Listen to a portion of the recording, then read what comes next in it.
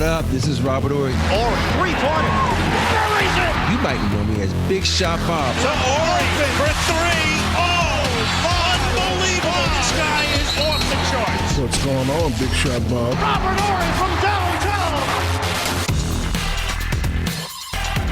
Well, we got the crew back together. That's what's going on. Everybody's back in pocket. Mr. San Antonio over there. Yeah. ARP took a week, went down to hang out with the big old women in San Antonio. Had some fun with him and Charles. Quite a week, the river man. walk. No, but really, that's the other thing we did. We did do the river walk. Boy, the river walk is nice, yeah, but it it's is hot as hell, bro. Well, dude, that's the time of year right now. It's hot. Rob, what is it like out there? Is it just like Devil's Earth hot, or is it okay? Here in LA? Yeah. Oh, it's nice. It's like 85 degrees today. I just was sitting outside with the wife having. She drinks coffee. I drink hot water, lemon, cinnamon, and cayenne. What is it? Cayenne pepper. Cayenne pepper. Kanye pepper's a different pepper. That's a different pepper. I thought he was trying to say cognac. No, I'm not drinking my cognac yet. Drink hot water with lemon? Were you just drinking like straight up hot water? That's all you drink? Yeah, hot water, lemon, and it's supposed to speed up metabolism. Okay. You know, I'm doing all these things to try to help me. Like, you know, the doctor told me I need to lose some weight, so I'm trying to.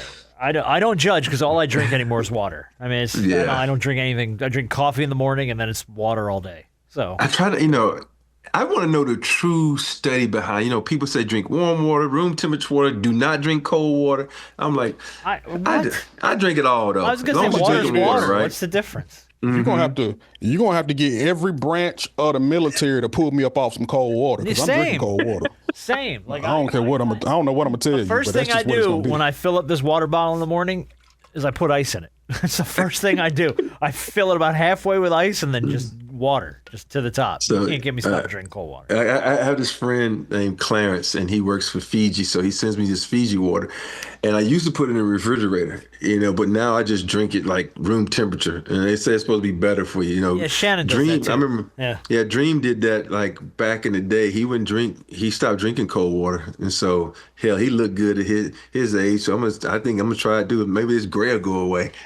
No, that's here to stay. That ain't that's here to stay, bro. That's kids and grandkids and wives. That's what that is. You just getting old, bro. That's all that is. Yeah, it's just a week of wine, tubing, dinner, and heat. But it was all great. Full week of that. So just kicking it with family. What's the best thing you ate there? Oh man, I mean when we went to like I said, my aunt, she's Mexican. So she cooks. So, we had, in the morning, we had the breakfast burritos, breakfast tacos. We had some enchiladas. But, I mean, going to Capitol Grill and getting you a medium rare steak and some potatoes is always great. And that's exactly what I had. So you're a medium rare guy. Yeah, I like medium rare now. Okay. Yeah. Rob, medium plus.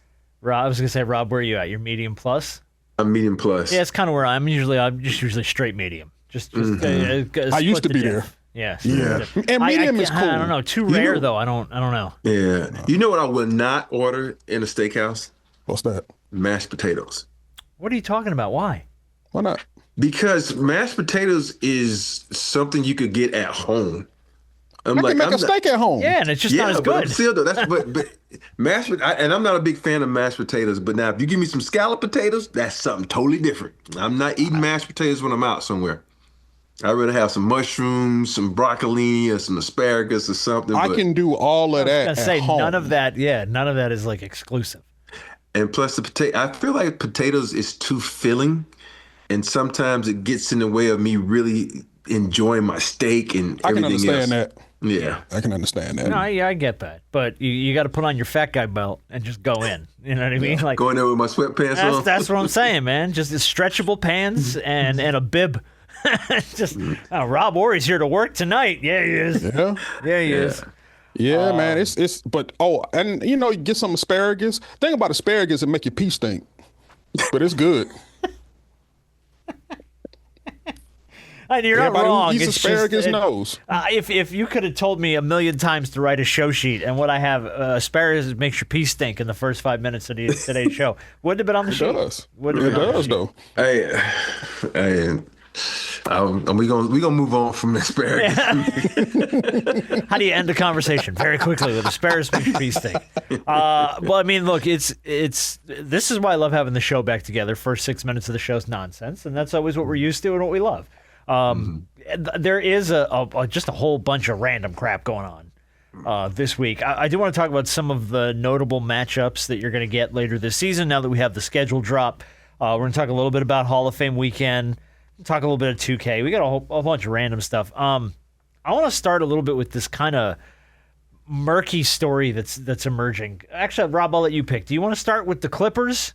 You want to start with Westbrook, or do you want to start with the Lakers? Well, let's start with the Lakers because Jeannie's not. I'm not selling my shit. Yeah, that was the story. So ESPN, it was Shams or somebody reported that Jeanie, or the Buss family, I should say, was going to sell, I think it was like 17.5% or whatever was the remaining stake in the team to Bob Iger and his team, who are reportedly buying the Lakers for $12.5 billion. Which, salute to Bob Iger for having $12.5 billion on the shelf to buy the Lakers. Yeah, who's he part? He's also part of. Yeah, Kushner. He used to be the Josh CEO Kushner. of Disney. Yeah. No. He owns part of another team, but he had to get rid of that though. He did. Okay. Damn, I don't have. Was I it don't the have Heat? on the sheet. It may have been the Heat. Yeah. Yeah. I didn't know that. right. I think that's right. Yeah. He was a part owner. But So then Jeanie came out today and was like, "No, I'm not selling. What are you talking about?" Apparently, her family agreed or something. Yeah, but here's what I don't understand. All right, you just got all that money from the first sale that went to you. If it's me, you know what? You don't want to be a part. I'm gonna put together my own group, buy y'all out, be gone, and then it's all. I still got my stake in it. I don't maybe it's those numbers are fuck you numbers, meaning fuck you money, and I don't understand fuck you money, but to me it seemed like that would be the smart thing for Jeanie to do. If you don't want to lose stake in this, just buy your brothers and sisters out and say be gone. Now I control everything. Well, I think that could be possibly the reason why she's now lawyered up. She's kind of disputing all of this. From what I understand, I don't know if she's had a bigger percentage of the share of the team over her brothers and her sisters, because she's been the governor of the Lakers for a long time. So she has always had the majority say. And I don't know if the brothers and sisters are trying to form another coup to try to, because at one point in time, they tried to form a coup to try to buy her out and push her to the side, and it didn't work. So it's just ever since Dr. Buss died, and the kids have kind of taken over this whole thing, there's been a lot of just contention between all of them of who runs this and who controls this and who wants this player back and forth. I was about to say that, like, who's running point? Yeah. And from what I understood, we always known Jeanie to be the face of it ever since Dr. Buss died, and obviously be the decision maker. And obviously, I guess the brothers and sisters don't want that. And now Jeanie is like, well, wait a minute. I'm not selling my percentage. And I guess that's why she's lawyering up now. So I don't know what's to come of this. Yeah. Hey, I need to make a phone call. Say, hey, you need me to donate $100 or something so we can keep the Lakers and give me some. That's precisely what she needs. She just got a $10 billion cut. Yeah, she needs an extra couple $100. She can put so many people together. Oh, if she wanted to, yes. She could. She absolutely could. Yeah, so now it's going to require work. There are probably a mountain of legal loopholes that she's going to have to go through to do it. So really, it comes down to what's it worth to you. Right. You know, the first person I would go to if I'm her, Vanessa. Okay. Vanessa Bryant. You think? You think Vanessa's got that kind of coin? I mean, I know that she's got a lot of money, but I don't. Yeah, you forget how much ownership money. I guess. Yeah. Well, Under Armour, not Under Armour. You talking about Body Armor? Body Armor. Body Armor. You got the stuff from Nike. Yeah, the Nike money. You think about them two powerful women owning the Lakers. Shit. Yeah, but Rob, here's the thing, and Vanessa having that Bryant last name and everything that she's meant to the brand now, and how she's kind of kept everything going in lieu of Kobe's passing is absolutely commendable. and it's absolutely amazing. But I think you're still talking about millions versus billions.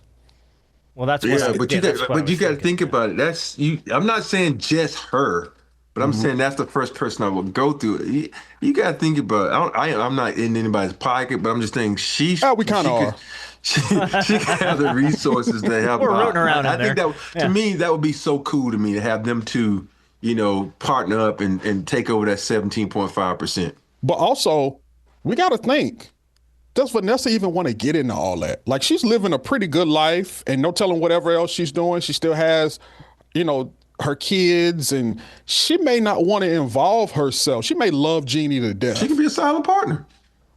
Yeah, but it's just about, do you want to get involved with her and having to deal with her family and all of this other stuff? Like, you can love them and everything that they did for your family and did for Kobe, but when you start getting in the middle of all that family stuff and Hey, why but once she you buy them involved out, and, your family got no say. You gone. You got your money. Go live your best life.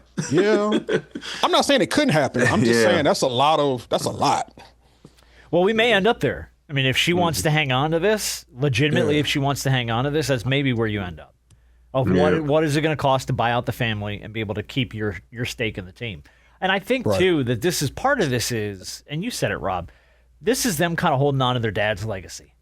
You know what I mean? Like, I feel like that's why it carries. Everything's more, when emotions and family are involved and stuff, it's like, if she was a little bit more separated from it, maybe she's just like, you know what, go ahead, you can buy me out, take my share. I mean, she's got more money than she'll ever need in her whole life.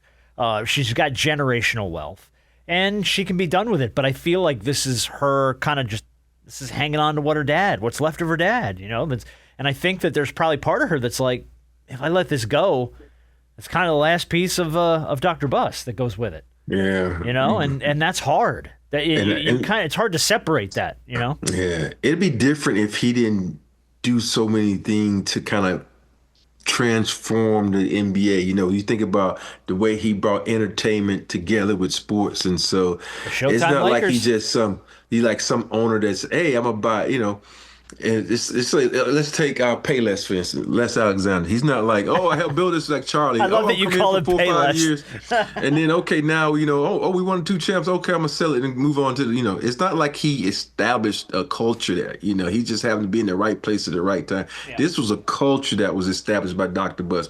This was a lot of championships by Dr. Buss. You think about all the shows that we've done just off the Lakers alone. Think it's just like, it's too much history there for the family just to wash their hands in it and move on.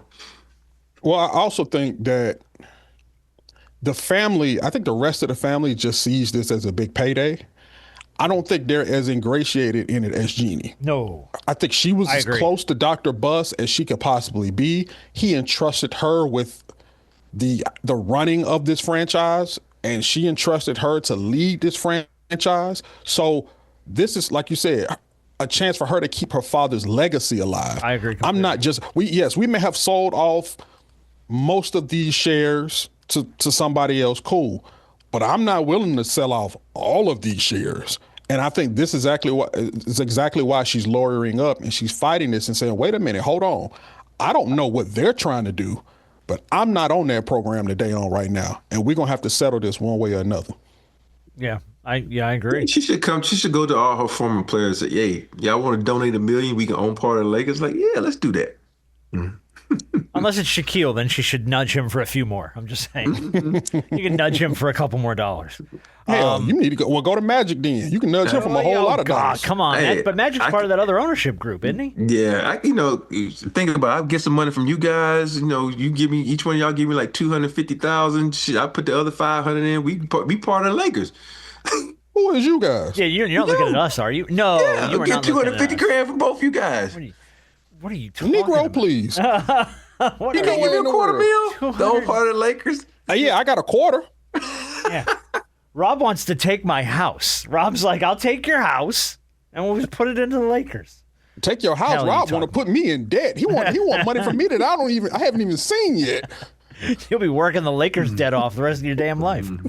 Well, I mean, look, props to Mark Walter, by the way, who 14 months ago bought it for $10 billion, and then flipped it for 12.5 to Bob Iger and Kushner. So he made a couple $1 billion there just buying the Lakers and flipping it. That's like they passing around the Lakers like a blunt. Dude, I tell you what. I'm like, dog. Hey, you got a saying, you pass them around like a $2 whole nickel night. Oh, Lord. Oh, my goodness. I was trying to stay away from that. My goodness. I was going to say puff, puff, give, but I don't know how to feel about that now. Well, look, because we just had this historic sale of the Lakers, today's game is going to be called Buy My Team. I'm going to give you guys a couple of teams in pro sports. You just tell me which one's worth more. Okay, cool. Valuations. And this is from the Forbes 2025 valuations list. So this should be fun. We'll see if we can pull that out. I'm going to mention the Clippers just because it looks like they're speaking of drama and things that aren't really making sense right now. The NBA released a statement, or I'm sorry, ESPN, I should say, released a story that the NBA has found no evidence showing that Clippers owner Steve Ballmer funneled money through the team to pay sponsors to pay Kawhi Leonard in order to circumvent the salary cap. And ESPN puts the story out, and they kind of run with it, and then everybody starts freaking out, like, oh, my God, the Clippers are going to get off scot-free. Nothing's going to happen. And then the NBA spokesman, Mike Bass, put out a statement that had to say, quote, numerous and significant inaccuracies in the ESPN report by Shams, and notes that the NBA declined to cooperate with the article, and the league says the results will be made clear when the investigation concludes. I feel like he only put that statement out because of all the bad backlash that came with the idea that, oh, the Clippers might get off with a little slap on the wrist here. Ballmer might get off with a little slap. That's not to say that Kawhi might not get some, but... So you saying Shams finally reported something wrong? No, I think Shams reported what he heard, and then when they saw the public outcry, the NBA was like, well, hold on a minute. No. We're not done with our investigation yet. But can I be honest with you about something? I don't... What's that? Yeah, go ahead. Ain't nothing going to happen to Ballmer. At this point, I feel like that's where we're heading. They're not doing anything to Ballmer. They can sit up there and say, well, wait a minute, hold on, obviously try to save face, but ain't nothing happening to Ballmer. I agree. After all this time, I don't even think anything's going to happen to Kawhi. I agree. I think he just going that trade is going to go ahead and go through, and he will be a Toronto Raptor. Mm-hmm. My goodness. That's a bad precedent. That's where all this is going. Yeah, it's a bad precedent, though. Because again, this can't hold this up in a court of law, but the court of public opinion on this one is pretty ugly. You know what I mean? Like it's if you look at it in the court of common sense, it's like, well, it makes sense that this went down the way it went down. Like there's not a lot of other explanations here. We know what Kawhi and Uncle Dennis asked of the Lakers. We know what happened with the Toronto deal. We know what happened with the Clippers deal. We know what happened with Aspiration. And we know what happened with Daktronics, this scoreboard company. This is all things that happen. How they line up in a court of law is what's going to dictate punishment. So if they can't put all those things together and make it work legally, then you're both right. Slaps on the wrist, Kawhi will get pushed through. But then when you take a step back and you look at it, if you're every player in the NBA, aren't you trying to carve up a little side deal for yourself somewhere? Look, Kawhi got away with this shit. Why can't I get this no-show sponsorship deal? Why can't y'all hook me up with this guy on the side and get me some money that nobody sees? This is a bad precedent. Yeah. It wouldn't be the first bad precedent. No, it wouldn't. But because of how public and how wide-ranging this story was, for them all to get off scot-free, more or less, I feel like that opens a bad door. I totally agree with Harper because think about it. It's been, 2 years now? Year and a half? What, with this whole story? Yeah. Yeah, but over a year, yeah. I think it's Ever since Pablo Torres came out with his investigation? There's nothing going to happen because, you think about the investigations that we do, there's nothing going to happen. So that's one of those things that are like, nobody cares. This is the Clippers. Move on. Nobody cares. It's the Clippers. Okay. I think it's less about the Clippers and more so about Ballmer. You have your wealthiest owner, one of your most influential owners in the league. Yeah, look. We understand that they pay Adam Silver to enforce the law, but they also pay Adam Silver. I was gonna say you could probably end that statement after they pay Adam Silver. To do what? We're not sure, but they pay him. All of the perks and everything that he gets is from owners. So everything that he does is to represent the owners. When it comes to collective bargaining agreement, he represents the owners. So I'm not saying that he does not do his job, but what I am saying is I wouldn't be surprised if there's some covering up of your most valued owner or one of your most valued owners in the league. I'm just saying. I'm not saying. We always I'm just do saying. in sports. We just kick it under the rug as far as we can and wait for the next story to drum up and run it over, and then we forget completely about it.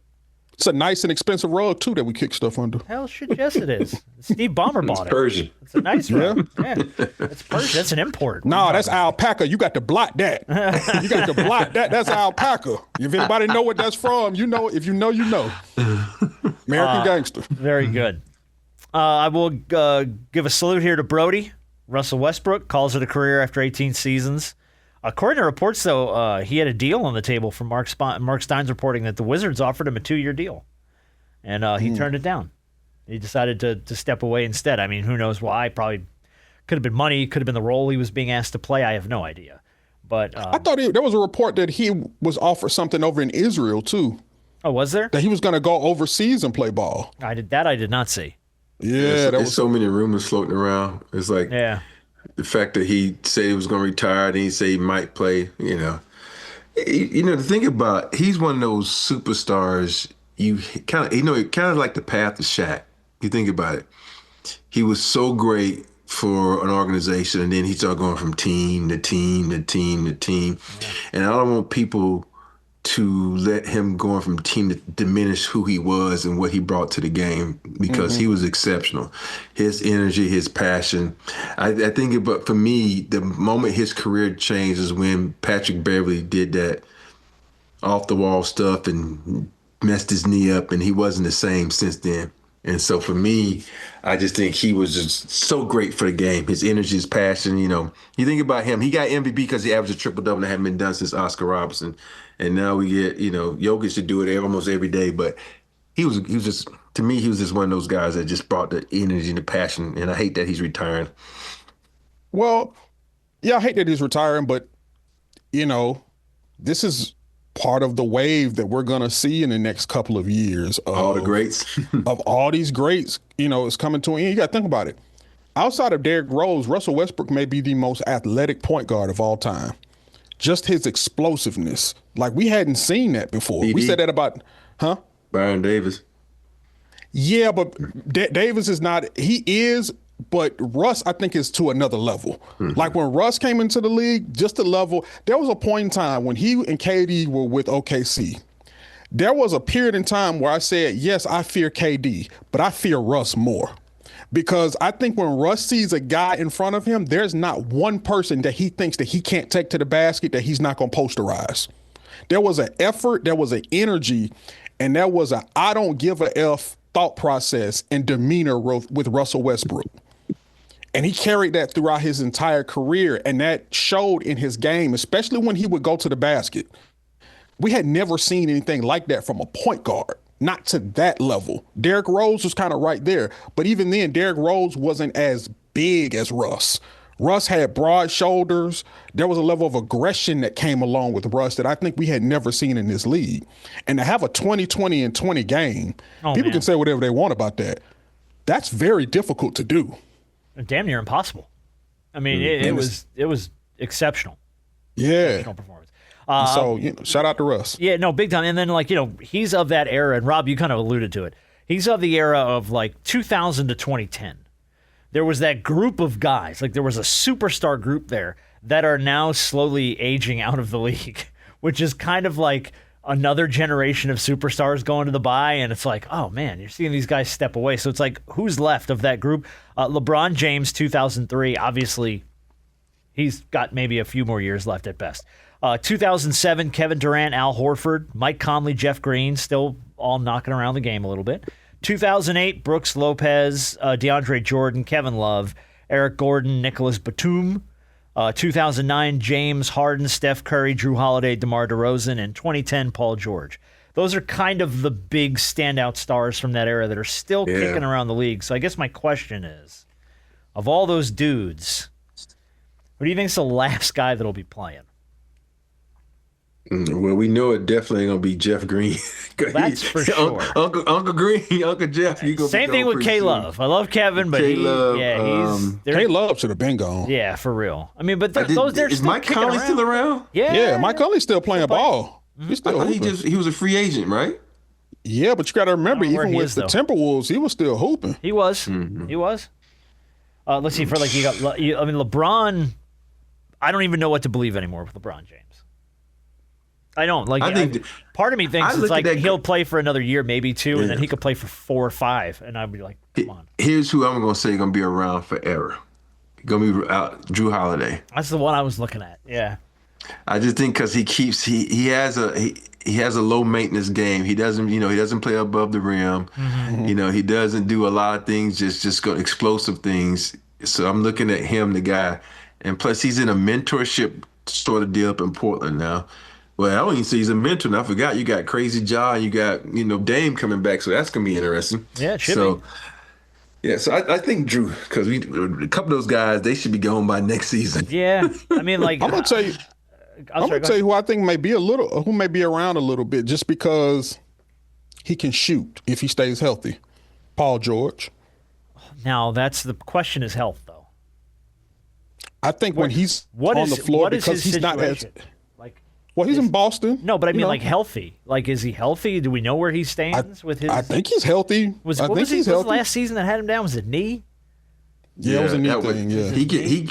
His injuries are always like, damn, dude, you in the wrong place at the wrong time every time. Yeah, it seems like move out the way, jump when someone falls near you, fall on top of them, hurt them, not yourself. Yeah. Well, one, I think he'll be around because, like you said, he makes a lot of money. Another one. Two, he may not play the full season. But I also think his game, when he's on the floor, is still relatively smooth enough, and he can shoot the basketball well enough to where I think if he can stay healthy, his career can be prolonged. Okay. Yeah, no, that's fair. It's just again, if load management maybe it keeps him around for a while, if he can get some time off. But That man would make way too much money to sit up there and retire. all right, unfortunately, we had another year of the Naismith Memorial Basketball Hall of Fame where Robert Horry did not get inducted, which upsets me genuinely because no, but it does upset me because looking at this year's class, yes, there's some no-brainers on here, but 2026 class went in on Saturday the 15th, included Candace Parker, of course.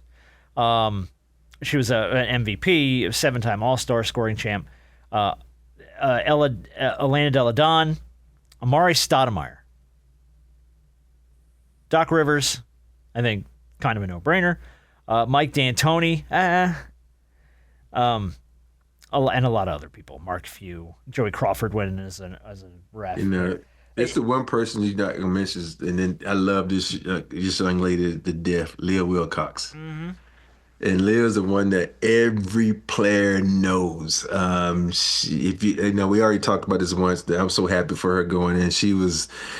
Everybody thought she was either my mother, my girlfriend during the draft, and she was like, no, I'm not with him. So, and I just love Leah. So I'm so happy for her because she deserves it because she's done so many things behind the scenes to keep players in line, get players where they need to be. So, Leah, I love you. Thank you for all you've done. If anyone deserves it out of that whole crew, it is definitely you.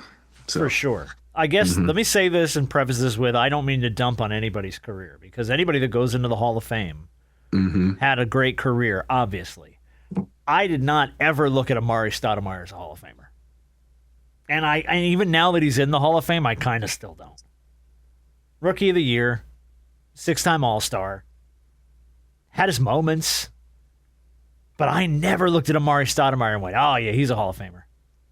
Yeah, those injuries kind of plagued him his career. You think about he never had that knee injury, how good he could have been. I think about him and Penny are the two guys when they came out with that microfracture surgery. Yeah. I'm looking at, dude, why are you two doing this? Because it kind of messed up their careers from being freaking extraordinary athletes to being just mediocre athletes. So, yeah.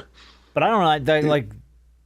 I don't know. I just he's not a person that ever jumped off the page to me. Like when I saw him go in, I was like, really? They put Amari Stoudemire in the Hall of Fame?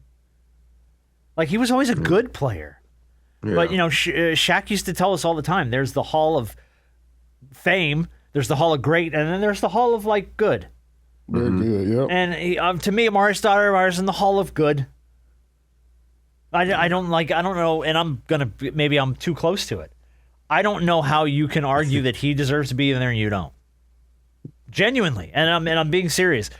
Thank you. With the roles you played on the teams that you played, with the coaches you played with the guys that you elevated in your career, with everything you did on and off the floor, and that somebody looked at a piece of paper and said, "Yeah, Amari Stoudemire, he's in. Robert Horry isn't." That genuinely pisses me off. You know who's more pissed off? Christian. I don't blame him. Christian called me. He's like, he was like, I ain't gonna call nobody out, but he says, how the fuck did they get in? I'm like, not wrong. and then I had to explain it. I had to explain to him why. And he was like, I said, you gotta understand, Christian, a lot of these people aren't your generation, so you don't know who they are. And I'm sure if I ever got in, someone gonna say the same thing about me. So don't say that about people, because there's certain reasons they're in there. I get it, but I watched Amari Stoudemire most of his career. I remember him breaking his hand punching a fire extinguisher at Madison Square Garden when he played for the Knicks. Like, I remember a ton of Amari Stoudemire's career. I never looked at his career and went, yeah, he's a Hall of Famer. So that's where I get frustrated, because it's like, it's not just you. There's plenty of people who haven't had the opportunity to get a look at that. And for them to go ahead and greenlight Amari Stoudemire through was like, I don't get that. I just don't get it. And again, I don't mean to shit on the guy's career. Good for him. I'm happy he's in. Congratulations. I really am. I'm genuinely happy for him. But I just never, like, when you compare careers and you look at the stuff people accomplished over the course of their time in the NBA, I never said, oh, yeah, he's going in. I'll put him in. I don't know. Yeah, he was a good player. Really good player. He was a good player. Really good player. I just never, if he was a guy that was going to get in, I thought it would have taken a lot longer. Because was this his first year of eligibility? You think it was? Or was it his second year? Maybe it was his first year. I don't know. I think it was his first year. Yeah, I think it was. Okay. I never would have thought that he would have gotten in on first the pass. You think, Like, you know, when you think of guys that took forever to get in, like Bernard King and James Worthy, and then you turn around and some guys get in, you like, on the first try, I'm like, why did it take Bernard King so long? Why did it take James Worthy so long to get in? Oh, my goodness. So, unfortunately, I think, and I don't believe this, but when you're a guy like Worthy and you play for a franchise like the Lakers and you have played with so many great players around you, what a lot of those Hall of Fame voters do is, because remember, this isn't the NBA Hall of Fame. This is the basketball Hall of Fame. Yeah, no, I know. But what they do, because Worthy played with Mike when he was at North Carolina. And then, Sam Perkins. Sam Perkins. And then you go to the league and you end up playing with so many other greats. Even though you were great within yourself, they kind of encapsulate you where you played with a lot of great. Even though you were a great player, you played with a lot of great players. So how great were you? Where with Amari Stoudemire, in their eyes, a guy who stood out, he had the nickname Stat, standing tall and talented, where he kind of stood out from everybody else that was around him. I'm not saying that he was a better player than Worthy or had a better career, because I don't think he did. But that's the way those voters see things, unfortunately. Yeah. We got to get Rudy T back on the show, because, and I'm serious, because Rudy T was the one who spoke up for you at the Hall of Fame. Yeah. Rudy T was the one who wanted to start the campaign for you. I feel like if we got Rudy T behind us and maybe we enlist the help of like our buddy Clayton Crowley from YouTube, who did that awesome friggin' Robert Horry like retrospective video, and like we put some actual work behind building you a campaign for the Hall of Fame, you could make it look like it's like this is a stupid ass no-brainer not to put Robert Horry in the Hall of Fame. Yeah. Like I really believe that. You've done so much. It was funny, the guy from ESPN, what's his name? Bill Simmons? Yeah, Bill Simmons gave me a big shout out too. Ringer, So I was like, for me, I love the fact that so many people got my back, and so to me that feels better than anything, because you got so many people that don't have your back, but when you get people that do have your back and put themselves out there for you, it means a lot. So with Rudy, Bill, and a lot of other guys that keep fighting, thank you. So I feel like the campaign just needs to be resparked. That's all. You know what I mean? Like not like egregiously so or obnoxiously so, but I feel like if maybe we'll have to work on this behind the scenes. I feel like that if there's some stuff we could put together, we might be able to put together a few things and get them in front of the right people that kind of maybe open some people's eyes and go, oh yeah. Like there's shit you did in your career that I didn't even think twice about until I watched Clayton's video that he put together, and I was like, oh my God, that's right. Oh my God, that's right. Oh, I forgot about that. You know what I mean? Like it's just those moments where you're like, holy crap. Like so, it's just I don't know. It's just, I'm ranting endlessly about stupid stuff, but I've always felt you firmly believe to be in there, and damn it, if we can maybe make that happen somehow, I don't know what the hell we can do, but I feel like we owe it to you to try at least. Oh, I appreciate it. Trust me, and you guys are gonna be front and center when it happens. Well, if that's the case, I'm gonna earn it. I'm gonna earn it. I'm gonna be like the reason he's there. No, I'm kidding. All right, look, we do have some interesting, notable, what I like to call revenge games this season on the schedule. Now the schedule's out. I just always think these are fun to look at. October 25th, Walker Kessler returns to Utah with the Lakers. There's some revenge. White people everywhere just shaking their fists. November 6th, Trae Young comes back to Atlanta with the Wizards. That's going to be an exciting one. That'll be a good one. Mm-hmm. I'll be there. I don't think this one's as much a revenge game. November 18th, Lou Dort returns to OKC with the Hawks. I don't know if that's really that much of one. I mean, they love Lou Dort out there. Yeah, so, they do. They do. November 19th, Dame Lillard returns to Milwaukee with the Trailblazers. He gets to take the court for the Blazers against the Bucks after all that nonsense. And I think the Bucks are still paying him. November 23rd, Julius Randle returns to Minnesota with the Nets. You know what? That low key gonna be fun because Julius is a freaking bull in a china shop. So I'm really interested to see how he just goes in and try to manhandle those guys. So it's gonna be fun to see. Pause. I like that. That's well said. November 25th, Jalen Green returns to Houston with the Suns. Okay, that should be interesting. December 31st, Darius Garland returns to Cleveland with the Clippers. He's going to be going at whoever point guard they're going to have there. Hell, he's going to try and make it's going to be James, but he'll be going at him. It'll be James. Let's see. January 2nd, Zachary Richeche returns to Atlanta with the Dallas Mavericks. Only notable because he was a number one pick. That's the only reason it was notable. January 29th, this one should be good. Naz Reid returns to Minnesota with the Hornets. The Hornets might be low-key good, too. So that could be interesting. And then March 14th, Mitchell Robinson returns to New York with the Celtics. He gets his ring that night. Now, we do have this. Jason Tatum and Jaylen Brown are going to face each other 4 times this season. Yep. November 10th, Celtics at the Sixers on NBC. January 21st, Sixers at the Celtics. That's a prime. November 7th, Celtics at the Sixers again on NBC. And then March 7th, Sixers at the Celtics. And that's an February 7th. You said November 7th. I'm sorry, February 7th and March 7th are the 2 days there. But yeah, 4 times they get to go up against each other. So those should all be good. I'm looking forward to that, seeing those guys kind of take the court against one another. Do you think Philly got a little bit of a light schedule? Out the schedule's out. They have the fewest back-to-back games, the fewest 3 games in 4 nights, and no games versus the Western Conference until Game 18. So it's you know, I don't know what LeBron has on ESPN or Adam Silver, but a lot of times he gets a lot of favorable stuff, man. I'm like, damn. I'm like, he know where the fucking bodies are buried, boy. No, I tell you, this is Adam looking at things and going, all right, look, if Philly's gonna stay in this thing, I got to give these guys some rest. Joel Embiid's knees need rest. LeBron needs rest. All these guys need rest. So we're gonna do our best to kind of. And they say they put it in the computer and the computer spits it out. I call bullshit.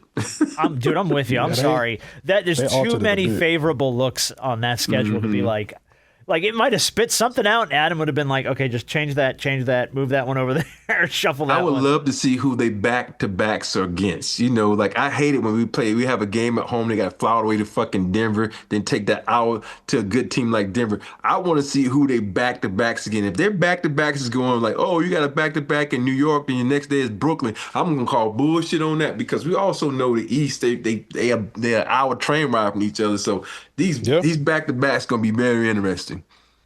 I'm trying to pull the schedule real quick just to see who their back-to-backs might be. We got Bob. No, those aren't back-to-backs. Yeah, I got to go through and look through the whole schedule when I have a second here and kind of see. But yeah, I don't know, man. They're I don't know. I don't want their preseason. I want their regular season. Why is it giving me the preseason schedule? Back-to-backs, the 20th versus Milwaukee versus Detroit. So 2 home games. Oh, that's in October. Let me see. Back-to-backs. What else we got back-to-backs? October 30th versus the Knicks, October 31st at Charlotte. That's not bad. Let's see. Okay. November 15th versus the Pacers, November 16th at Brooklyn. It's pretty. It's all kind of in the neighborhood right up there. But Billy, you think about Indiana, we don't know if they're going to be good. Brooklyn ain't going to be good. Are those really 2 tough games? No. November 27th at Indiana, November 28th at Houston. So 2 back-to-backs on the road. Okay, Houston's a tough team. And then just not a lot more. December 29th at the Kings, December 30th at the Suns. That's a 45-minute flight. Yeah, and they're both West Coast teams. January 18th at the Hawks, January 19th back home versus the Pacers. No. No. January 26th versus the Clippers, January 27th versus the Kings. That's the West Coast trip. No, that's versus. They're both home games. Oh, they're both home They'll be games. in Philly. The versus. Let's see. Man, they don't have a lot of back-to-backs. Holy crap, they don't have a lot of back-to-backs. No, they have the least back-to-backs in the league. Oh, my God. Like, I'm scrolling, and I can't. Okay, here you go. March 3rd versus Charlotte. March 4th versus the Lakers. Again, home. Both home. That's some bullshit there, boy. They Both got home. a lot of home back-to-backs. All right, here you go. Wednesday, March 17th versus Chicago, and then March 18th at Washington. So you're home, and then you go to Washington. That's a nothing trip. March 23rd at Utah, March 24th at Golden State. So there you go. That's a couple of West Coast Let's games. be honest. But you're already in the neighborhood. Let's being honest. Yeah, but we. And by the way, that's it. That's it for the whole season. You can kind of shape this schedule up to whatever you want to be. It doesn't mean that you won't have injuries, and it doesn't guarantee you a chance to win the title. Because you just never know what happens throughout a season. You never know what teams are a surprise in being really good teams, which teams are going to be surprised being really bad teams. So, does it sound favorable for them? Absolutely it does. But you still got to play the games. Yeah, you still got to get out there and win. But. And you still got to not get hurt. Yeah, but it is a lot easier to not get hurt. And it's a lot easier to win the game when it's set up for you to have an easy road. It is laid out pretty nice. A lot of home back-to-backs, too, I've noticed. They had like 2 or 3 of those were home back-to-backs. And then the road games were you're home and then you got to go to Washington. That's not that bad from Philly to Washington. And then the road back-to-backs were like Utah to Golden State. Like that, not terrible. So it's set up nicely. All right, a few other things we'll mention, then we'll play a game. And big shot of the week. We'll get to 2K in the shoot-around. Bradley Beal returning to the Clippers on a 2-year deal, $13.2 million with a player option, just worth noting. The Timberwolves announced they're going to retire Kevin Garnett's number 21 on February 28th, 2027.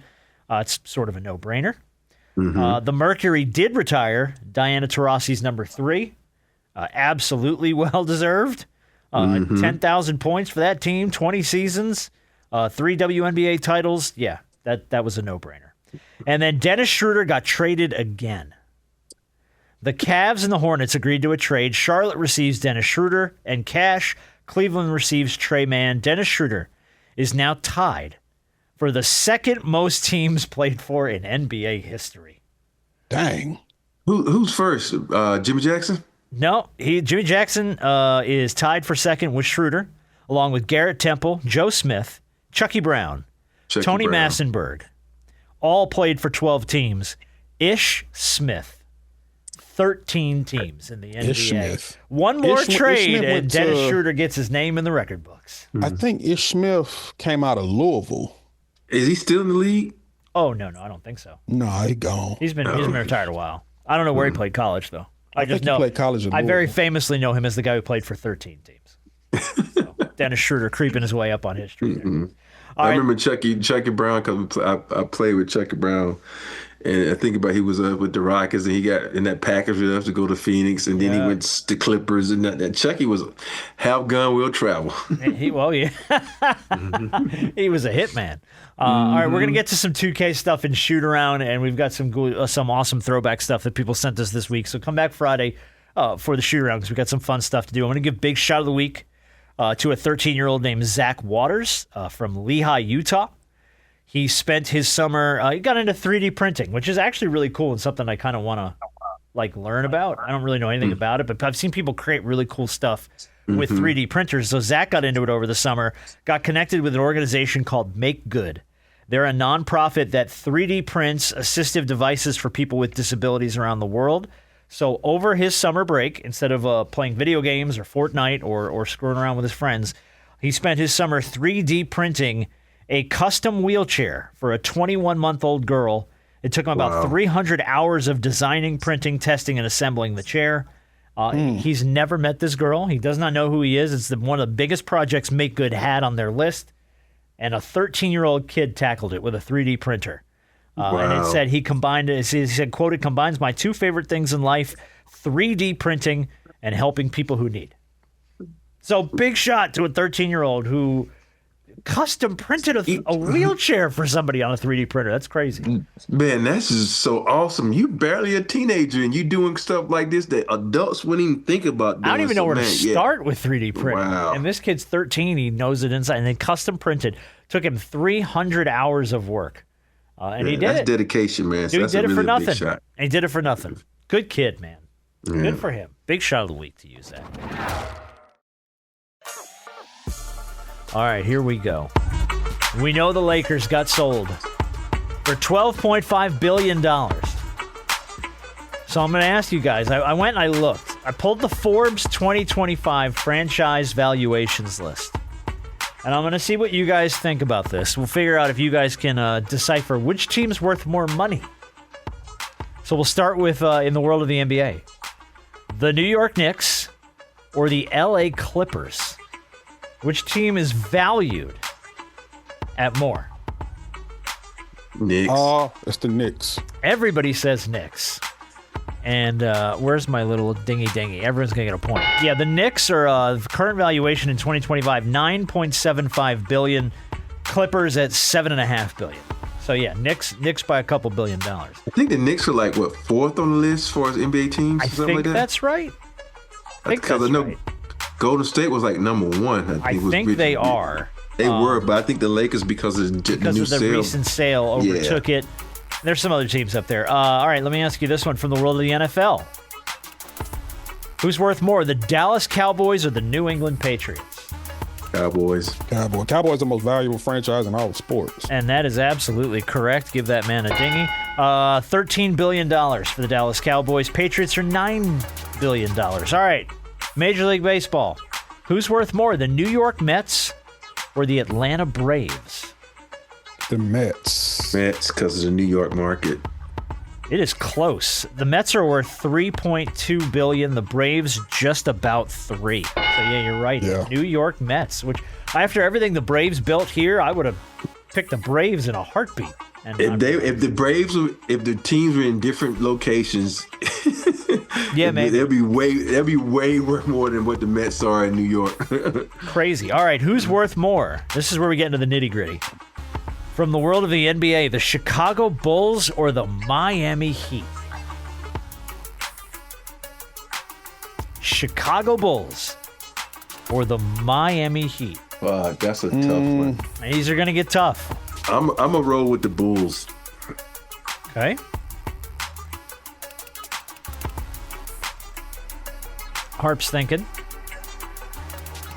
Wood's burning. I'm going to split it. I'm going to go with the Heat. Going the Heat. I may regret this, but I'm going to go with the Heat. You are going to regret it because the answer is the Bulls. Yeah, $6 billion for the Bulls. The Heat are at 5.7. So not I think because the MJ cachet kind of still puts them ahead of them. I feel like it still carries, man. So. Still carries. All right, who's worth more from the world of the NFL, the Carolina Panthers or the Atlanta Falcons? Falcons. Oh, hold on. Let me pull that back. Let me think. You jumped a little fast there. No, it is the Falcons. It's the Falcons. The Falcons are a top 10 valuable franchise in the league now. I'm just because you just gave me that information. I got to roll with the Panthers, even though I know they're a new team. I shouldn't, but I'm just go because you just gave me all the information. Well, you're right. You shouldn't. It was the Falcons. Falcons are $6.35 billion. Panthers $5.7. Don't the guy for the Falcons own Mercedes-Benz Stadium? Well, he's also the founder of Home Depot. I know Arthur that, but I'm Blank, just saying yeah. because doesn't that goes into effect when the team's value and stuff? What, the When you stadium? own the stadium? Yeah. Yes. I would think. imagine that the stadium is part of any team's valuation, right? Yeah. Okay. Yeah. Because, I mean, that's what you're going to, if you buy that team, Yeah. you got to buy whatever the rights are for. But I also think if we're going to play into the role, I think the city plays a part. I think Atlanta is a more vibrant city than Charlotte. Well, Yeah.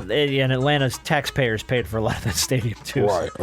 All right, here we go. Number 6. Who's more valuable from the world of Major League Baseball?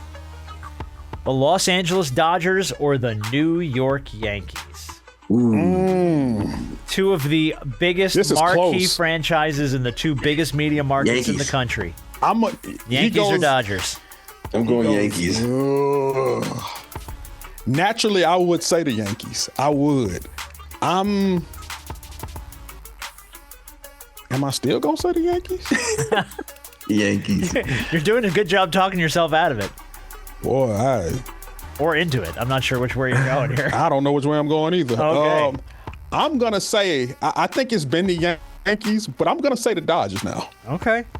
Yankees worth $8.2 billion. Dodgers just under 7. Oh, dang. It's not even that close. Isn't it like Cowboys, Golden State, then like The for a Yankees. while there was the Yankees like the third for a while, right? They were up there for a while, but there are other teams now that have eclipsed them for other reasons. All right. From the NBA, who's worth more, the Atlanta Hawks or the Cleveland Cavaliers? I will tell you down the wire, all of these are pretty close, the last several. Hawks or Cleveland? Cavs? Since I'm gonna go with Cleveland just because Atlanta ain't never won shit. Well, that's true. I mean, the Clippers ain't never won nothing either. No, he said Cleveland. No, you're saying Cleveland because Atlanta's never won anything, and I said the Clippers have never won anything either. That's And why they're they still ain't worth value more than the $7.5 Lakers. billion. Yeah, No, but they're valued more than both of those teams. they are. Because they're in But LA. neither one of them teams are in LA. Well, that's true. Nobody wants to go to Cleveland. I'm gonna say that. Dang. Everybody wants to go to Atlanta though. I'm gonna say the Hawks. All right, you said Hawks. Slightly. Rob, you said Cavs? Cavs, yeah. Cavs worth $4.8 billion. I'm wrong. Hawks worth 5. Oh, You are Yeah. correct. The Hawks just edged it out in 2025. Hey, don't nobody want to go to Cleveland?